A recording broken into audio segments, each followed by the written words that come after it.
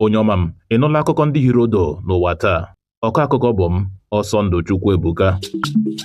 Onyeisiala Tinubu ekwuola hoohaa na iwu ụtụ ọhụrụ ahụ ga-amalite n'abalị mbụ nke ọnwa Jenụwarị afọ 2026.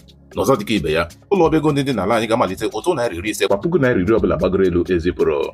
Ọmanyere Sowore ekwuola ugbu a n'ụzọ awara awa Lagos gawa Ibadan na-egbu mmadụ ruru 70 ruo 80 kwa ọnwa ọbụla site n'ihe mberede okporo ụzọ. Ma ihe na-ebute ọnwụ pasentị 60 n'ime ihe ndị na-anwụ n'ime ihe mberede ahụ bụ enweghị ngwa ndị eji azọ ndụ n'okporo ụzọ ahụ. Ọ gara n'ihu kọwa n'ụlọ ọrụ road safety kama inwe ngwa ndị eji azọ ndụ n'oge gbata mberede na ha na-anọchibido okporo ụzọ na-anapụ ndị na-akwọ ụgbọala ego n'ike. Ka ọ dị ugbu a, Peter Obi gụnyere ụfọdụ ndị isi okpukpe ndọrọndọrọ ọchịchị n'ime mpaghara South East nọrọ taa kwupụta n'ime steeti Enugu nsonye ha sonyere pati ADC. Ndị so n'ọgbakọ ahụ gụnyere Emeka Ihedioha, Sinetọ Ben Obi, Victor Ume, Tony Nwoye, Enyi ya Abaribe, Sam Egwu, Onye Mugojikwu na ọtụtụ ndị omeiwu etiti. Onye isi oche ha David Mark gụnyere Aminu Tambuwa nọ n'oge mmemme ahụ. Gọvanọ Alex Otti ekwuola na Peter Obi gwara ya na ya ga-apụ pati Labour mana ya onwe ya agaghị eso pụọ pati Labour.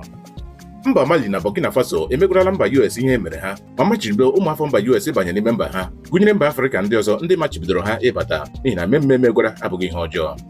Ọgwụ na bụ akụkọ ndị ahụ hiri odo n'ụwa taa. Sonyere anyị na YouTube, Facebook nakwa WhatsApp chanel anyị na Akụkọ n'asụsụ Igbo.